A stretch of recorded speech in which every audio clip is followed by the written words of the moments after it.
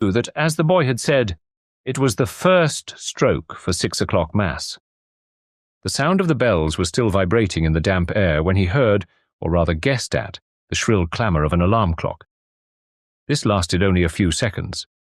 The boy must already have stretched a hand out of his warm bed and groped in the darkness for the safety catch that would silence the clock. A few minutes later, the attic window on the second floor lit up. It all happened exactly as the boy had said.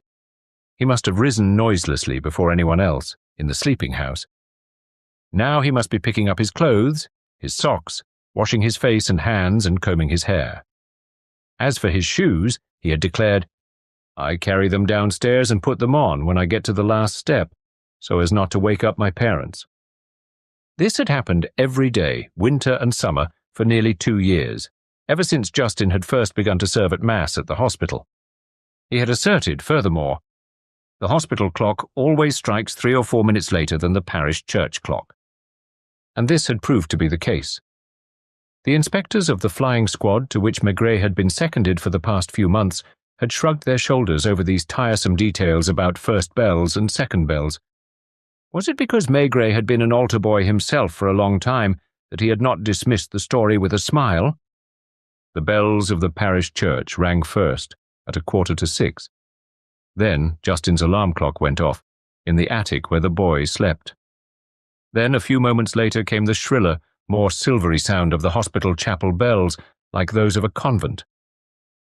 He still had his watch in his hand. The boy took barely more than 4 minutes to dress. Then the light went out. He must be groping his way down the stairs, anxious not to waken his parents. Then sitting down on the bottom step to put on his shoes, and taking down his coat and cap from the bamboo coat rack on the right in the passage. The door opened. The boy closed it again without making a sound, looked up and down the street anxiously, and then saw the superintendent's burly figure coming up to him. "I was afraid you might not be there." And he started walking fast.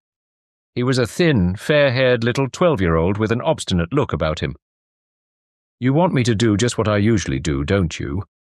I always walk fast, for one thing, because I've worked out to the minute how long it takes, and for another, because in winter, when it's dark, I'm frightened.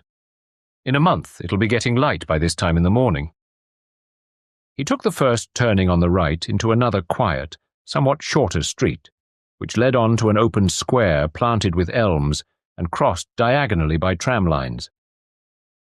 And Maigret noted tiny details that reminded him of his own childhood.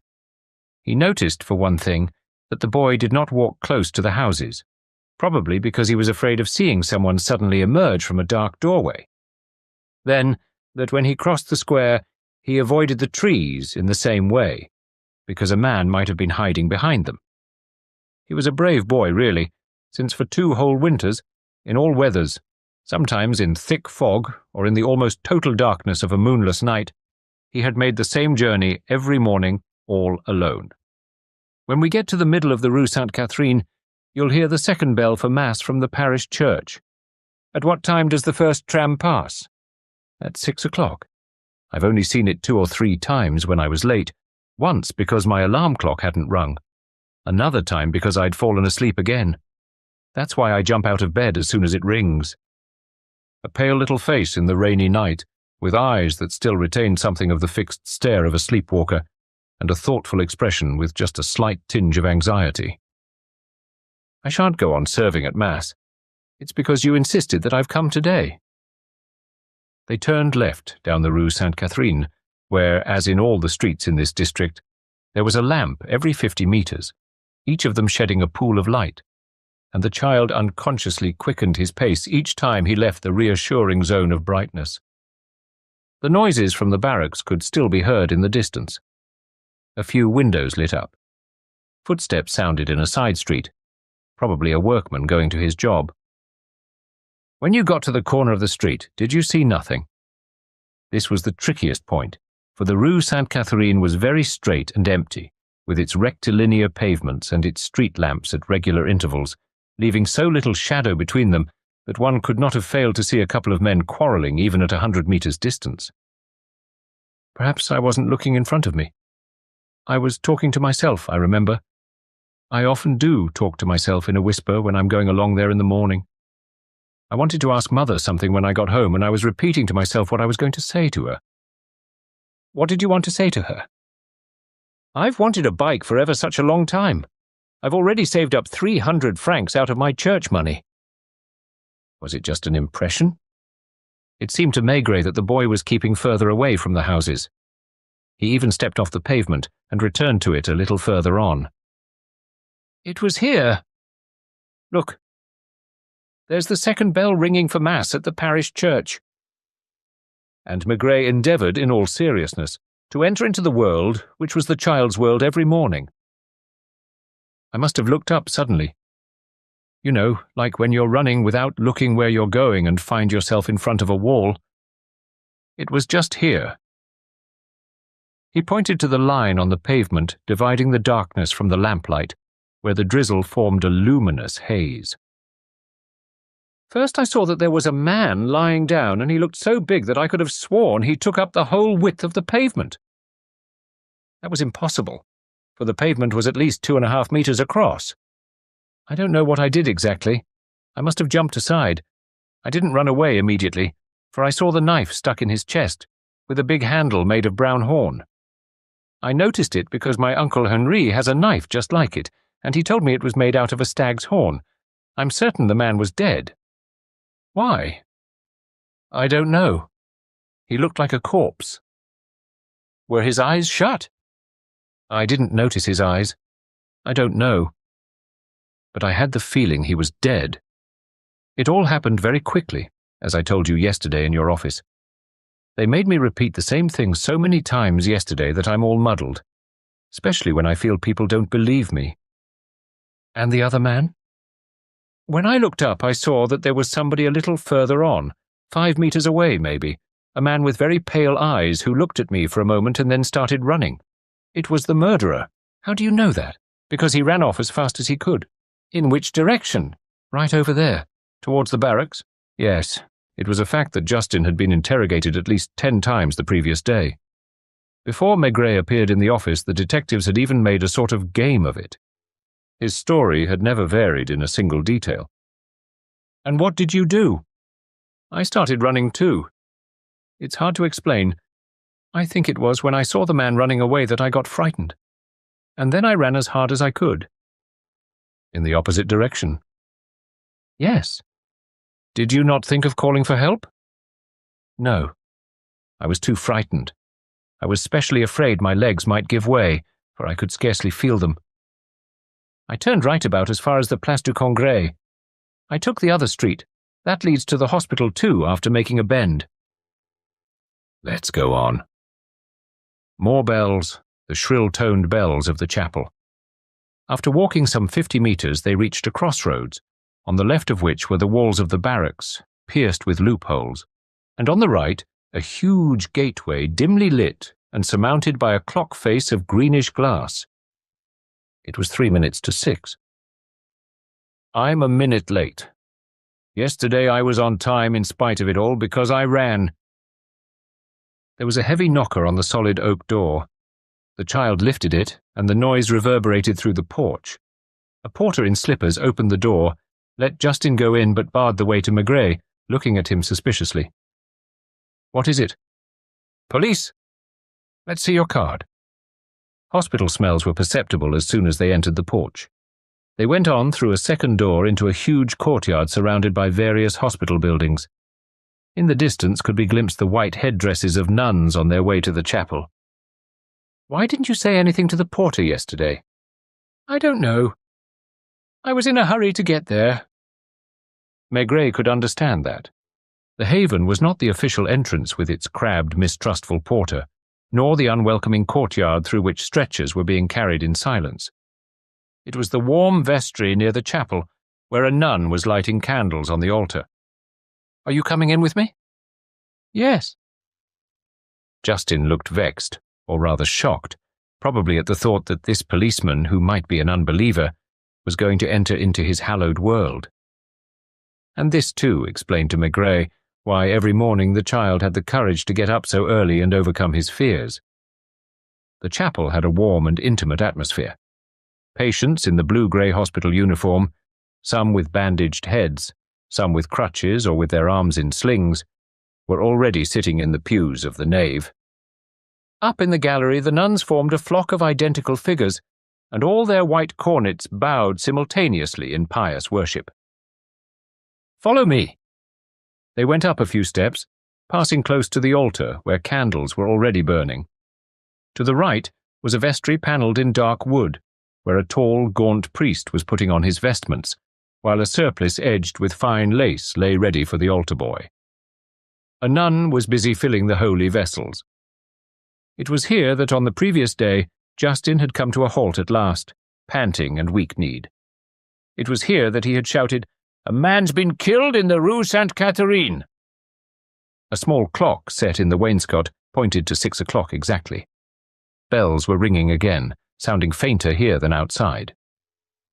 Justin told the nun who was helping him on with his surplice, "This is the police superintendent." And Maigret stood waiting while the child went in, ahead of the chaplain, the skirts of his red cassock flapping as he hurried towards the altar steps. The vestry nun had said, "Justin is a good little boy, who's very devout and who's never lied to us. Occasionally he's failed to come and serve at Mass.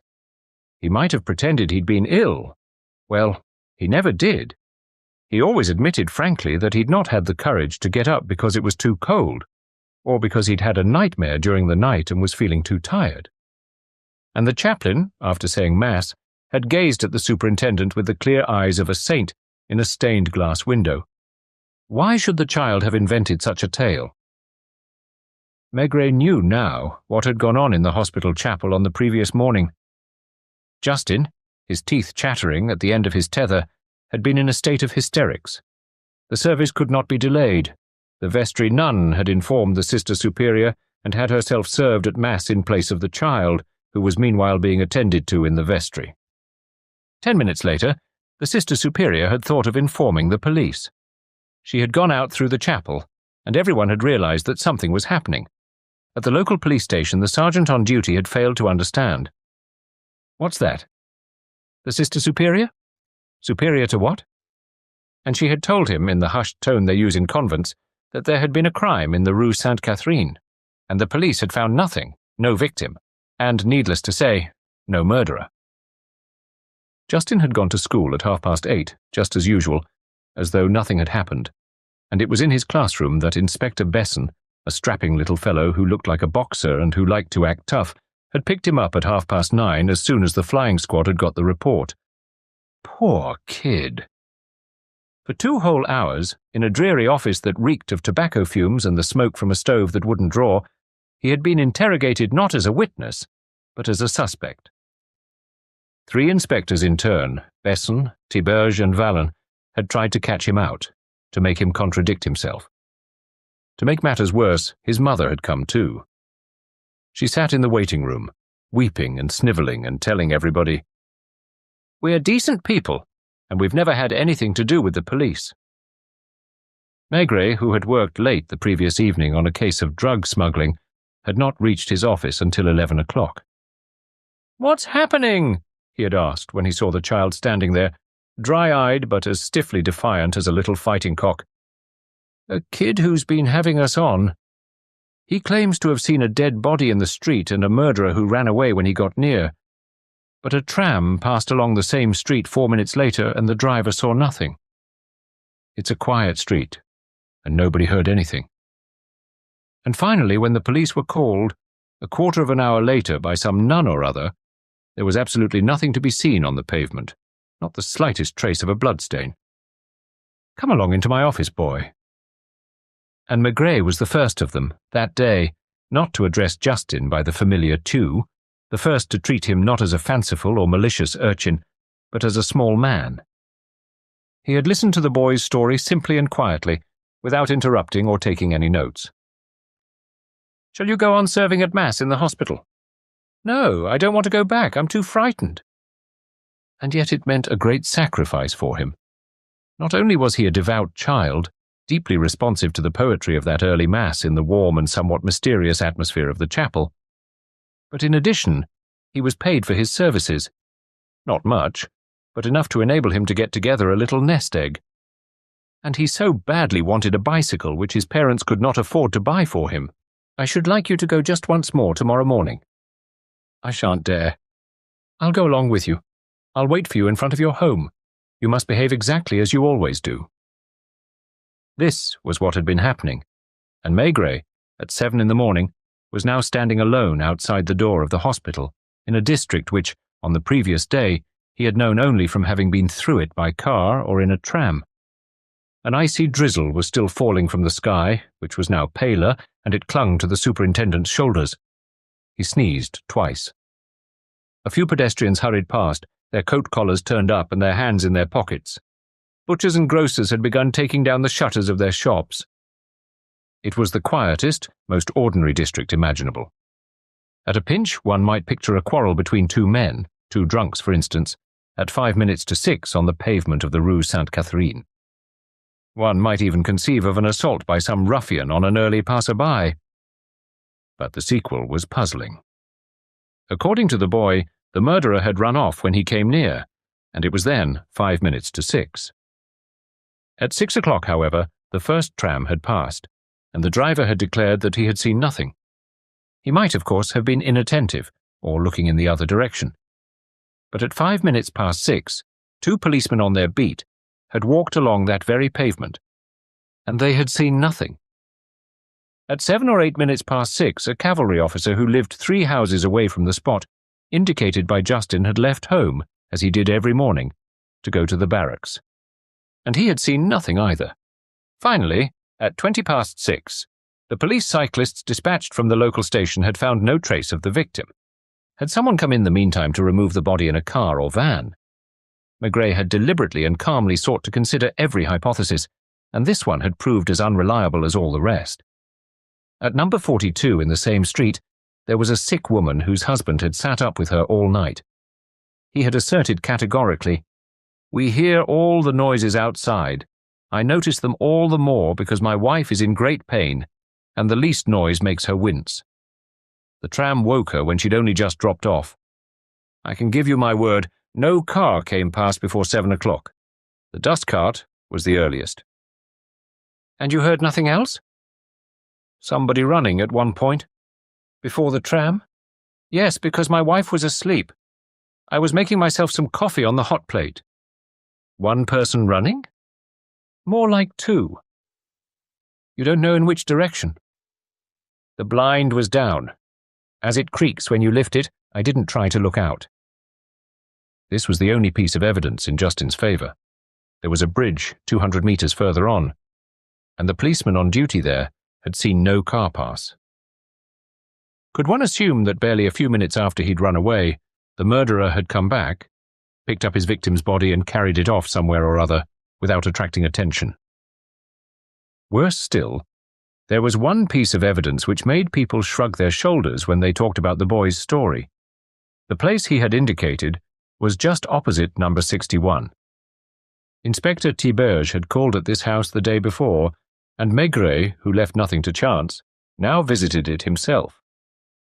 It was a new house of pinkish brick. 3 steps led up to a shiny pitch-pine door with a letterbox of gleaming brass. Although it was only 7:30 in the morning, the superintendent had been given to understand that he might call at that early hour. A gaunt old woman with a moustache peered through a spy hole and argued before letting him into the hall, where there was a pleasant smell of fresh coffee. "I'll go and see if the judge will see you." For the house belonged to a retired magistrate, who was reputed to have private means, and who lived there alone with a housekeeper. Some whispering went on in the front room, which should by rights have been a drawing room. Then the old woman returned and said sourly, "Come in. Wipe your feet, please. You're not in a stable." The room was no drawing room. It bore no resemblance to what one usually thinks of as such. It was very large, and it was part bedroom, part study, part library, and part junk room, being cluttered with the most unexpected objects. "Have you come to look for the corpse?" said a sneering voice that made the superintendent jump. Since there was a bed, he had naturally looked towards it, but it was empty. The voice came from the chimney corner, where a lean old man was huddled in the depths of an armchair, with a plaid over his legs. "Take off your overcoat, for I adore heat, and you'll not be able to stand it here." It was quite true. The old man, holding a pair of tongs, was doing his best to encourage the biggest possible blaze from a log fire. I had thought that the police had made some progress since my time and had learnt to mistrust evidence given by children. Children and girls are the most unreliable of witnesses, and when I was on the bench, he was wearing a thick dressing gown, and in spite of the heat of the room, he had a scarf as broad as a shawl round his neck. So, the crime is supposed to have been committed in front of my house. And if I'm not mistaken, you are the famous Superintendent Maigret, whom they have graciously sent to our town to reorganize our flying squad. His voice grated. It was that of a spiteful, aggressive, savagely sarcastic old man. Well, my dear Superintendent, unless you're going to accuse me of being in league with the murderer, I am sorry to tell you, as I told your young inspector yesterday, that you're on the wrong track. You've probably heard that old people need very little sleep. Moreover, there are people who, all their life long, sleep very little. Erasmus was one such, for instance, as was also a gentleman known as Voltaire. He glanced smugly at the bookshelves where volumes were piled ceiling high. This has been the case with many other people whom you're not likely to know either. It's the case with me, and I pride myself on not having slept more than 3 hours a night during the last 15 years, since for the past 10 my legs have refused to carry me, and since furthermore I've no desire to visit any of the places to which they might take me, I spend my days and nights in this room which, as you can see for yourself, gives directly onto the street. By 4 in the morning I am sitting in this armchair with all my wits about me, believe me. I could show you the book in which I was deep yesterday morning, only it was by a Greek philosopher, and I can't imagine you'd be interested. The fact remains that if an incident of the sort described by your over-imaginative young friend had taken place under my window, I can promise you I should have noticed it. My legs are weak, as I've said, but my hearing is still good. Moreover, I have retained enough natural curiosity to take an interest in all that happens in the street, and if it amuses you, I could tell you at what time every housewife in the neighbourhood goes past my window to do her shopping. He was looking at Maigret with a smile of triumph. So, you usually hear young Justin passing in front of the house? The superintendent asked in the meekest and gentlest of tones. Naturally. You both hear him and see him. I don't follow. For most of the year, for almost 2/3 of the year, it's broad daylight at 6 in the morning. Now the child served at 6 o'clock Mass both summer and winter. I used to see him go past. Considering that this happened every day with as much regularity as the passing of the first tram, you must have been attentively aware of it. What do you mean? I mean that, for instance, when a factory siren sounds every day at the same time in a certain district, when somebody passes your window with clockwork regularity, you naturally say to yourself, "Hello, it must be such and such a time." And if one day the siren doesn't sound, you think, "Why, it's Sunday." And if the person doesn't come past, you wonder, what can have happened to him? Perhaps he's ill. The judge was looking at Maigret with sharp, sly little eyes. He seemed to resent being taught a lesson. I know all that, he grumbled, cracking his bony finger joints. I was a magistrate before you were a policeman. When the altar boy went past. I used to hear him, if that's what you're trying to make me admit. And if he didn't go past? I might have happened to notice it, but I might have happened not to notice it. As in the case of the factory siren you mentioned, one isn't struck every Sunday by the silence of the siren. What about yesterday? Could Maigret be mistaken? He had the impression that the old magistrate was scowling, that there was something sullen and savagely secretive about his expression. Old people sometimes sulk like children. They often display the same puerile stubbornness. Yesterday? Yes. Why did he repeat the question, unless to give himself time to make a decision? I noticed nothing. Not that he had passed? No. Nor that he hadn't passed? No. One or the other answer was untrue, Maigret was convinced. He was anxious to continue the test, and he went on with his questions. Nobody ran past your windows? No. This time the no was spoken frankly, and the old man must have been telling the truth. You heard no unusual sound? No again, uttered with the same downrightness and almost with a note of triumph. No sound of trampling, of groaning, no sound of a body falling? Nothing at all. I'm much obliged to you. Don't mention it. Seeing that you've been a magistrate, I need not of course ask you if you are willing to repeat your statement under oath. Whenever you like. And the old man said that with a kind of delighted impatience. I apologize for disturbing you, Judge. I wish you all success in your inquiry, Superintendent. The old housekeeper must have been hiding behind the door, for she was waiting on the threshold to show out the superintendent and shut the front door behind him. Maigret experienced a curious sensation as he re-emerged into everyday life in that quiet suburban street where housewives were beginning their shopping and children were on their way to school. It seemed to him that he had been hoaxed, and yet he could have sworn that the judge had not withheld the truth except on one point. He had the impression, furthermore, that at a certain moment he had been about to discover something very odd, very elusive, very unexpected, that he would only have had to make a tiny effort, but that he had been unable to do so. Once again he pictured the boy, he pictured the old man. He tried to find a link between them. Slowly he filled his pipe, standing on the curb. Then, since he had had no breakfast, not even a cup of coffee on rising, and since his wet overcoat was clinging to his shoulders, he went to wait at the corner of the Place du Congrès for the tram that would take him home.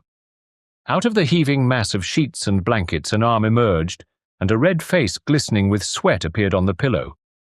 Finally a sulky voice growled, "Pass me the thermometer." And Madame Maigret, who was sewing by the window, she had drawn aside the net curtain so as to see in the gathering dusk, rose with a sigh and switched on the electric light. "I thought you were asleep. It's not half an hour since you last took your temperature." Resignedly, for she knew from long marital experience that it was useless to cross the big fellow, she shook the thermometer to bring down the mercury and slipped the tip of it between his lips. He asked, meanwhile, "Has anybody come?" "You'd know if they had, since you've not been asleep." He must have dozed off, though, if only for a few minutes. But he was continually being roused from his torpor by that blasted jingle from down below. They were not in their own home. Since his mission in this provincial town was to last for 6 months at least, and since Madame Maigret could not bear the thought of letting her husband eat in restaurants for so long a period, she had followed him, and they had rented a furnished flat in the upper part of the town. It was too bright, with flowery wallpaper, gimcrack furniture, and a bed that groaned under the superintendent's weight. They had, at any rate, chosen a quiet street, where, as the landlady Madame Danse had told them, not a soul passed. What she had failed to add was that, the ground floor of the house being occupied by a dairy, the whole place was pervaded by a sickly smell of cheese. Another fact which she had not revealed, but which Maigret had just discovered for himself, since this was the first time he had stayed in bed in the daytime, was that the door of the dairy was equipped not with a bell, but with a strange contraption of metal tubes which, whenever a customer came in, clashed together with a prolonged jingling sound. How high? 38.5. A little while ago it was 38.8. And by tonight it'll be over 39. He was furious. He was always bad-tempered when he was ill, and he glowered resentfully at Madame Maigret, who obstinately refused to go out when he was longing to fill himself a pipe. It was still pouring with rain, the same fine rain that clung to the windows and fell in mournful silence, giving one the impression of living in an aquarium. A crude glare shone down from the electric light bulb which swung, unshaded, at the end of its cord. And one could imagine an endless succession of streets equally deserted, windows lighting up one after the other, people caged in their rooms, moving about like fishes in a bowl. "You must have another cup of tisane." It was probably the 10th since 12 o'clock, and then all that lukewarm water had to be sweated away into his sheets, which ended up as damp as compresses.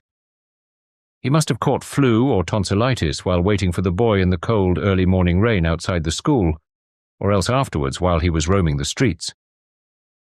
By 10 o'clock, when he was back in his room in the flying squad's offices, and while he was poking the stove with what had become almost a ritual gesture, he had been seized with the shivers. Then he had felt too hot. His eyelids were smarting, and when he looked at himself in the bit of mirror in the cloakroom, He had seen round, staring eyes that were glistening with fever. Moreover, his pipe no longer tasted the same, and that was a sure sign. "Look here, Besson. If by any chance I shouldn't come back this afternoon, will you carry on investigating the altar boy problem?" And Besson, who always thought himself cleverer than anybody else, "Do you really think, Chief, that there is such a problem, and that a good spanking wouldn't put an end to it? All the same, you must get one of your colleagues, Vallon, for instance, to keep an eye on the Rue Sainte-Catherine, in case the corpse comes back to lie down in front of the judge's house." Maigret was too dazed by his incipient fever to follow Besson onto that ground. He had just gone on deliberately giving instructions. "Draw up a list of all the residents in the street. It won't be a big job because it's a short street." "Shall I question the kid again?" "No." And since then he had felt too hot. He was conscious of drops of sweat beading on his skin. He had a sour taste in his mouth. He kept hoping to sink into oblivion, but was constantly disturbed by the ridiculous jingle of the brass tubes from the dairy. He loathed being ill because it was humiliating, and also because Madame Maigret kept a fierce watch to prevent him from smoking his pipe. If only she'd had to go out and buy something at the pharmacist's. But she was always careful to take a well-stocked medicine chest about with her. He loathed being ill, and yet there were moments when he almost enjoyed it. Moments when, closing his eyes, he felt ageless because he experienced once again the sensations of his childhood. Then he remembered the boy Justin, whose pale face already showed such strength of character. All that morning's scenes recurred to his mind, not with the precision of everyday reality, nor with the sharp outline of things seen, but with the peculiar intensity of things felt. For instance, he could have described almost in detail the attic room that he had never seen, the iron bedstead, the alarm clock on the bedside table, the boy stretching out his arm, dressing silently, the same gestures invariably repeated. Invariably the same gestures. It seemed to him an important and obvious truth.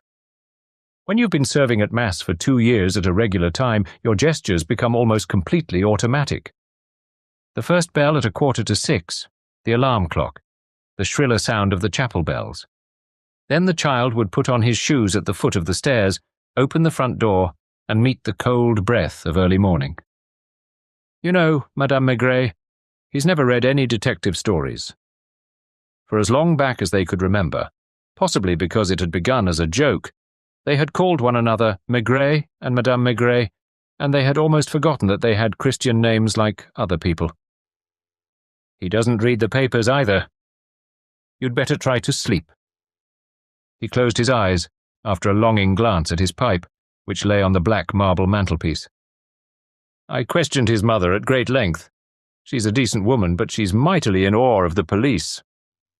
"Go to sleep." He kept silence for a while. His breathing became deeper. It sounded as if he was really dozing off. "She declares he's never seen a dead body. It's the sort of thing you try to keep from children." "Why is it important?" "He told me the body was so big that it seemed to take up the whole pavement. Now that's the impression that a dead body lying on the ground makes on one. A dead person always looks bigger than a living one. Do you understand?" "I can't think why you're worrying, since Besson's looking after the case." "Besson doesn't believe in it." "In what?" "In the dead body." "Shall I put out the light?" In spite of his protests, she climbed onto a chair and fastened a band of waxed paper round the bulb so as to dim its light. "Now, try to get an hour's sleep, then I'll make you another cup of tisane. You haven't been sweating enough. Don't you think if I were to have just a tiny puff at my pipe? Are you mad?" She went into the kitchen to keep an eye on the vegetable broth, and he heard her tiptoeing back and forth. He kept picturing the same section of the Rue Sainte-Catherine, with street lamps every 50 meters. "The judge declares he heard nothing." "What are you saying?" "I bet they hate one another," and her voice reached him from the far end of the kitchen. "Who are you talking about? You see, I'm busy. The judge and the altar boy. They've never spoken to one another, but I'll take my oath they hate each other. You know, very old people, particularly old people who live by themselves, end up by becoming like children. Justin went past every morning. And every morning the old judge was behind his window. He looks like an owl." "I don't know what you're trying to say." She stood framed in the doorway, a steaming ladle in her hand. "Try to follow me. The judge declares that he heard nothing, and it's too serious a matter for me to suspect him of lying." "You see? Try to stop thinking about it." Only he dared not assert that he had or had not heard Justin go past yesterday morning. Perhaps he went back to sleep. No, he daren't tell a lie, and so he's deliberately vague. And the husband at number 42, who was sitting up with his sick wife, heard somebody running in the street. He kept reverting to that. His thoughts, sharpened by fever, went round in a circle. "What would have become of the corpse?" objected Madame Maigret with her womanly common sense. "Don't think any more about it. Besson knows his job. You've often said so yourself." He slumped back under the blankets, discouraged, and tried hard to go to sleep, but was inevitably haunted before long by the image of the altar boy's face and his pallid legs above black socks. "There's something wrong." "What did you say? Something wrong? Are you feeling worse? Shall I ring the doctor?" Not that. He started again from scratch, obstinately. He went back to the threshold of the boys' school and crossed the Place du Congrès. And this is where there's something amiss. For one thing, because the judge had heard nothing.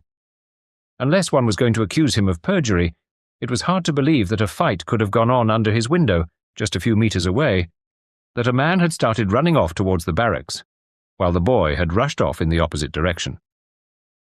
"Listen, Madame Maigret. What is it now? Suppose they had both started running in the same direction." With a sigh, Madame Maigret picked up her needlework and listened, dutifully, to her husband's monologue, interspersed with wheezy gasps. "For one thing, it's more logical." "What's more logical?" "That they should both have run in the same direction, only in that case it wouldn't have been towards the barracks." "Could the boy have been running after the murderer?" "No, the murderer would have run after the boy." "What for, since he didn't kill him?" "To make him hold his tongue, for instance." "He didn't succeed since the child spoke." "Or to prevent him from telling something, from giving some particular detail. Look here, Madame Maigret." "What is it you want?" "I know you'll start by saying no, but it's absolutely necessary. Pass me my pipe and my tobacco. Just a few puffs. I've got the feeling that I'm going to understand the whole thing in a few minutes, if I don't lose the thread." She went to fetch his pipe from the mantelpiece and handed it to him resignedly, sighing, "I knew you'd think of some good excuse. In any case tonight I'm going to make you a poultice, whether you like it or not." Luckily there was no telephone in the flat, and one had to go down into the shop to ring up from behind the counter. "Will you go downstairs, Madame Maigret, and call Besson for me? It's 7 o'clock. He may still be at the office. Otherwise call the Café du Centre, where he'll be playing billiards with Tiberge." "Shall I ask him to come here?" "To bring me as soon as possible a list, not of all the residents in the street, but of the tenants of the houses on the left side of it, between the Place du Congrès and the judge's house. Do try to keep covered up." Barely had she set foot on the staircase when he thrust both legs out of bed and rushed, barefooted, to fetch his tobacco pouch and fill himself a fresh pipe. Then he lay back innocently between the sheets. Through the flimsy floorboards he could hear a hum of voices and Madame Maigret's speaking on the telephone. He smoked his pipe in greedy little puffs, although his throat was very sore. He could see raindrops slowly sliding down the dark panes, and this again reminded him of his childhood, of childish illnesses when his mother used to bring him caramel custard in bed. Madame Maigret returned, panting a little, glanced round the room as if to take note of anything unusual, but did not think of the pipe. "He'll be here in about an hour." "I'm going to ask you one more favor, Madame Maigret. Will you put on your coat?" She cast a suspicious glance at him. "Will you go to young Justin's home and ask his parents to let you bring him to me? Be very kind to him. If I were to send a policeman, he'd undoubtedly take fright, and he's liable enough to be prickly as it is. Just tell him I'd like a few minutes, chat with him. And suppose his mother wants to come with him? Work out your own plan, but I don't want the mother." Left to himself, he sank back into the hot, humid depths of the bed the tip of his pipe emerging from the sheets and emitting a slight cloud of smoke. He closed his eyes, and he could keep picturing the corner of the Rue Sainte-Catherine. He was no longer Superintendent Maigret. He had become the altar boy who hurried along, covering the same ground every morning at the same time, and talking to himself to keep up his courage. As he turned into the Rue Sainte-Catherine, "Maman, I wish you'd buy me a bike." For the kid had been rehearsing the scene he would play for his mother when he got back from the hospital. It would have to be more complicated. He must have thought up subtler approaches. "You know, Maman, if I had a bike, I could... Or else, I've saved 300 francs already. If you'd lend me the rest, which I promise to pay back with what I earn from the chapel, I could..." The corner of the Rue Sainte-Catherine, a few seconds before the bells of the parish church rang out for the second time, and there were only 150 meters of dark, empty street to go through before reaching the safe haven of the hospital. A few jumps between the pools of brightness shed by the street lamps. Later, the child was to declare, "I looked up and I saw..." That was the whole problem. The judge lived practically in the middle of the street, halfway between the Place du Congrès and the corner of the barracks, and he had seen nothing and heard nothing. The husband of the sick woman, the man from number 42, lived closer to the Place du Congrès on the right side of the street, and he had heard the sound of running footsteps. Yet, 5 minutes later, there had been no dead or injured body on the pavement, and no car or van had passed. The policeman on duty on the bridge, the others on the beat at various spots in the neighborhood, had seen nothing unusual, such as, for instance, a man carrying another man on his back. Maigret's temperature was certainly going up, but he no longer thought of consulting the thermometer. Things were fine as they were. Words evoked images, and images assumed unexpected sharpness. It was just like when he was a sick child, and his mother, bending over him, seemed to have grown so big that she took up the whole house. There was that body lying across the pavement, looking so long because it was a dead body, with a brown-handled knife sticking out of its chest. And a few meters away a man, a pale-eyed man who had begun running towards the barracks, whereas Justin ran for all he was worth in the opposite direction. "That's it!" That's what? Maigret had made the remark out loud, as though it contained the solution of the problem, as though it had actually been the solution of the problem, and he smiled contentedly as he drew on his pipe with ecstatic little puffs. Drunks are like that.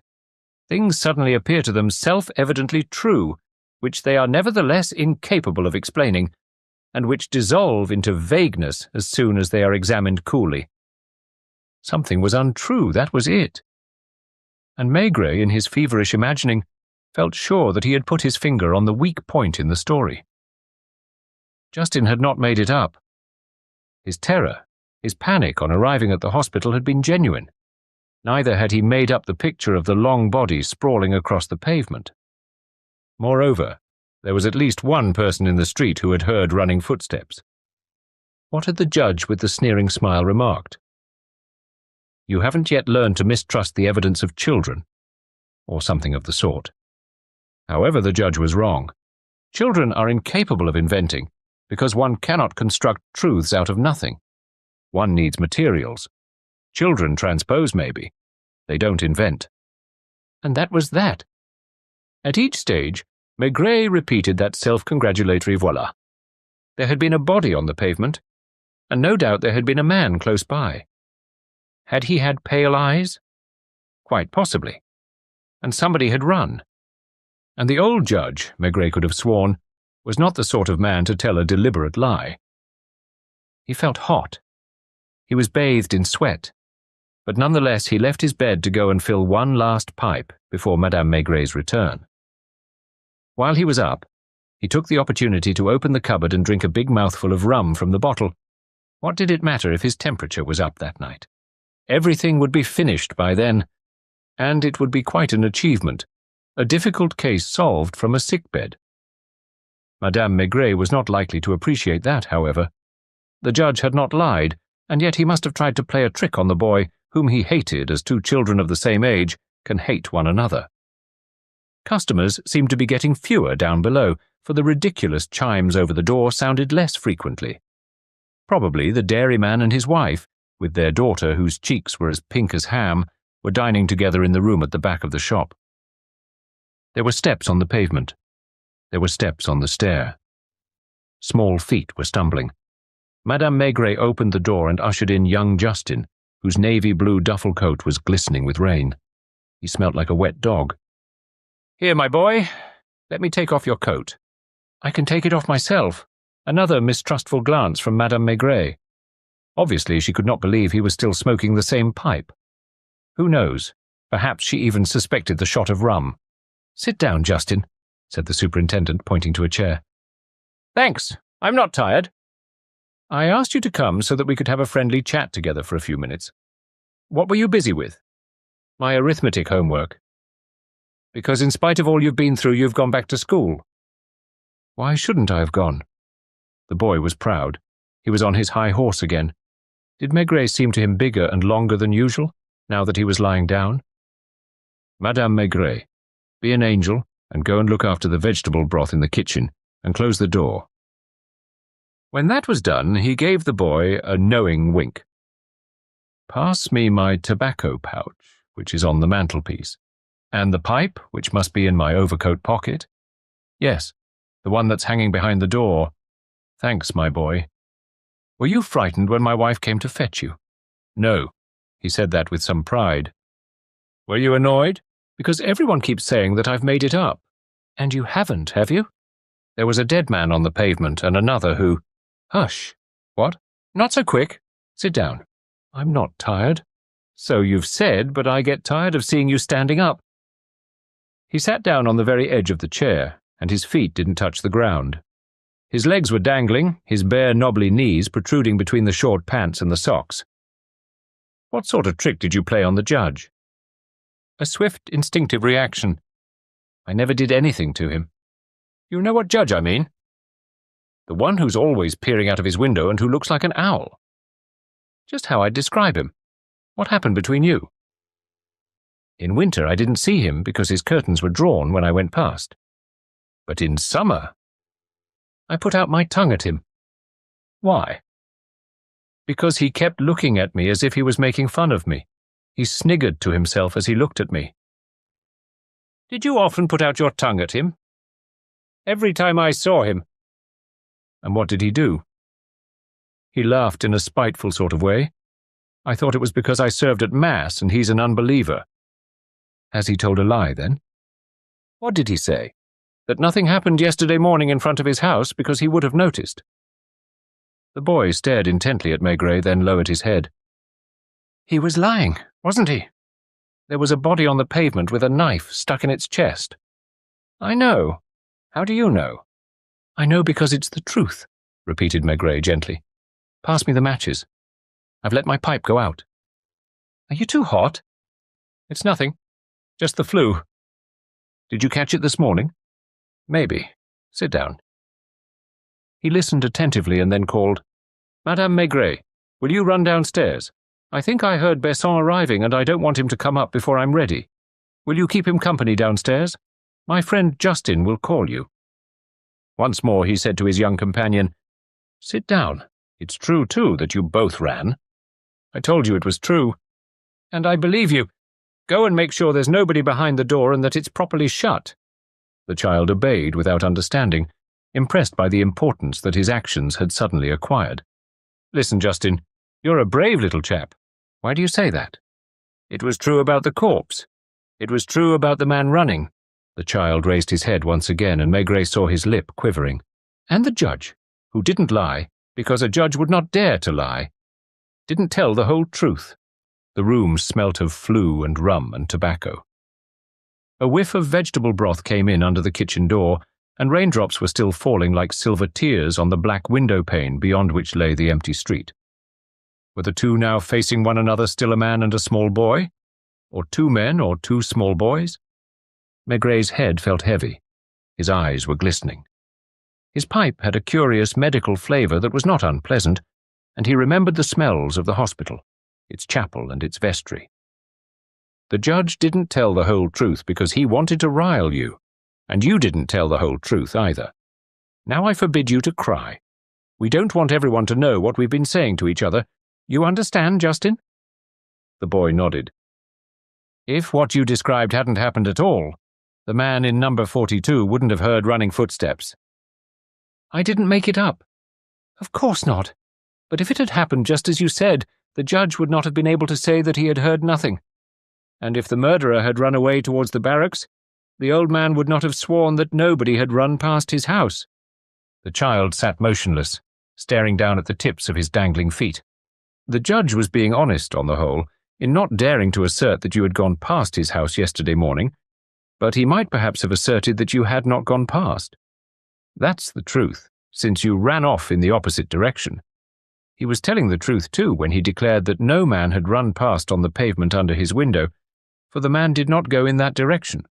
How do you know? He had stiffened and was staring wide-eyed at Maigret, as he must have stared on the previous night at the murderer or his victim.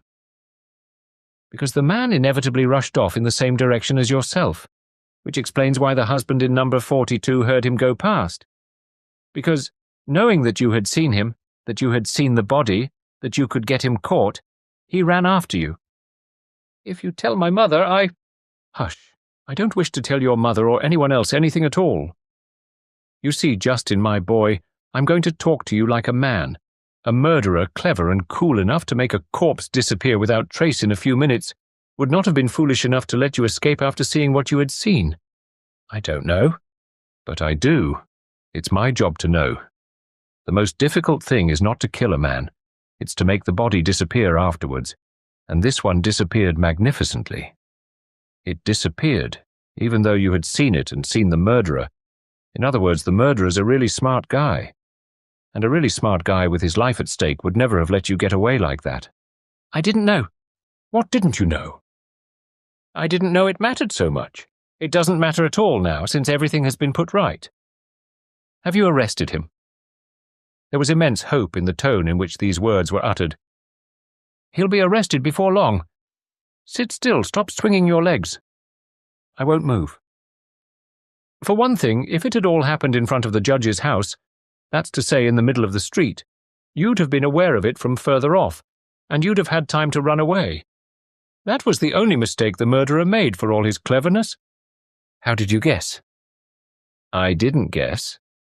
But I was once an altar boy myself, and I served at 6 o'clock Mass like you. You wouldn't have gone 100 meters along the street without looking in front of you. So the corpse must have been closer, much closer, just round the corner of the street. 5 houses past the corner. You were thinking of something else, of your bike, and you may have gone 20 meters without seeing anything. How can you possibly know? And when you saw, you ran towards the Place du Congrès to get to the hospital by the other street. The man ran after you. I thought I should die of fright. Did he grab you by the shoulder? He grabbed my shoulders with both hands. I thought he was going to strangle me. He asked you to say— The child was crying quietly.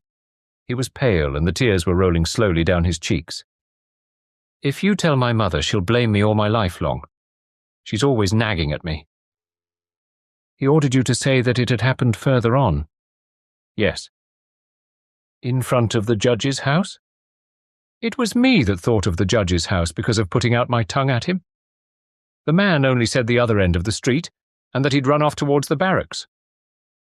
And so we very nearly had a perfect crime, because nobody believed you, since there was no murderer and no body, no traces of any sort, and it all seemed impossible. But what about you? I don't count. It just so happens that I was once an altar boy, and that today I'm in bed with flu.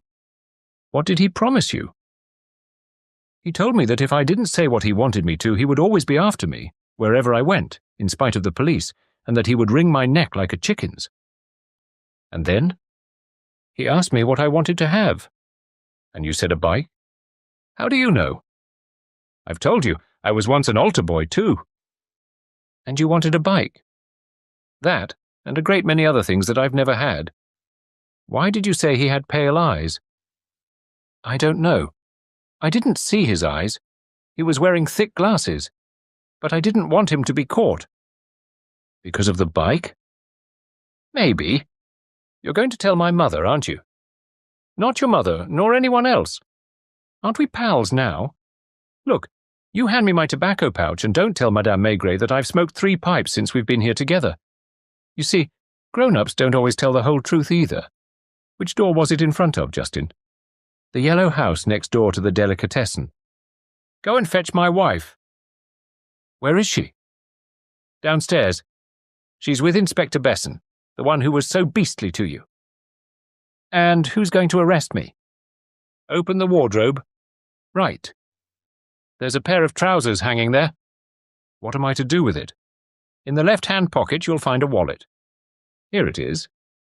In the wallet there are some visiting cards. Do you want them? Hand me one, and also the pen that's on the table. With which Maigret wrote on one of the cards that bore his name, Supply bearer with 1 bicycle. Come in, Besson. Madame Maigret glanced up at the dense cloud of smoke that hung round the lamp in its waxed paper shade. Then she hurried into the kitchen, because she could smell something burning there. As for Besson, taking the chair just vacated by the boy, for whom he had only a disdainful glance, he announced, I've got the list you asked me to draw up. I must tell you right away. That it's useless. Who lives in number 14? One moment. He consulted his notes. Let's see. Number 14. There's only a single tenant there. I suspected as much. Oh? An uneasy glance at the boy. It's a foreigner, name of Frankenstein, a dealer in jewellery. Maigret had slipped back among his pillows. He muttered, with an air of indifference, Offence. What did you say, Chief? Offence. Possibly the boss of a gang. I don't understand. That doesn't matter. Be a good fellow, Besson. Pass me the bottle of rum that's in the cupboard. Quickly, before Madame Maigret comes back. I bet my temperature's soaring and I'll need to have my sheets changed a couple of times tonight. Frankenstein, get a search warrant from the examining magistrate. No. At this time of night it'll take too long, for he's sure to be out playing bridge somewhere. Have you had dinner? Me, I'm waiting for my vegetable broth. There are some blank warrants in my desk. Left-hand drawer. Fill one in. Search the house. You're sure to find the body, even if it means knocking down a cellar wall. Poor Besson stared at his chief in some anxiety, then glanced at the boy, who was sitting waiting quietly in a corner. Act quickly, old man. If he knows that the kid's been here tonight, you won't find him in his lair.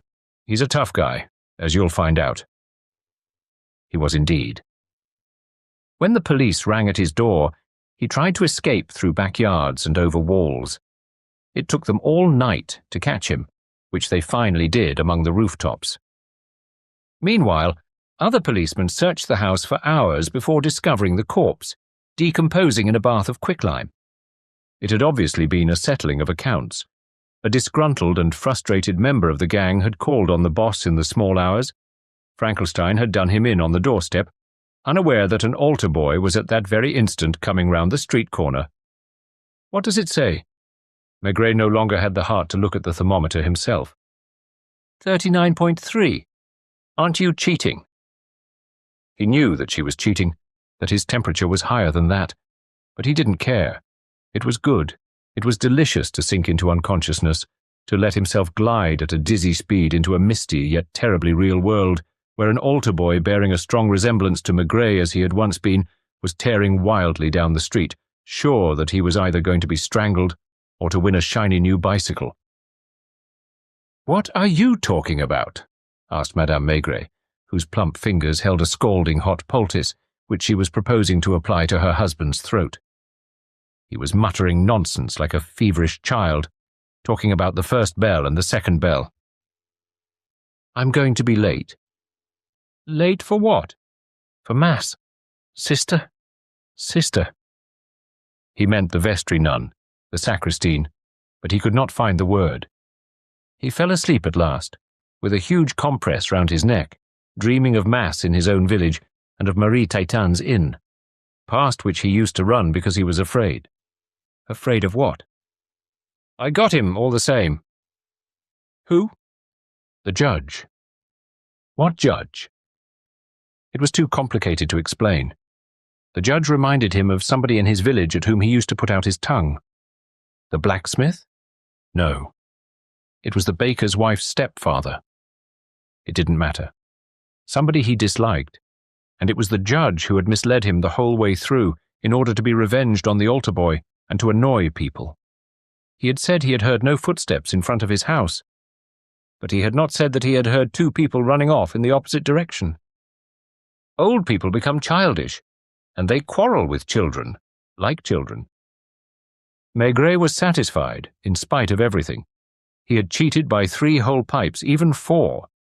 He had a good taste of tobacco in his mouth, and he could let himself drift away.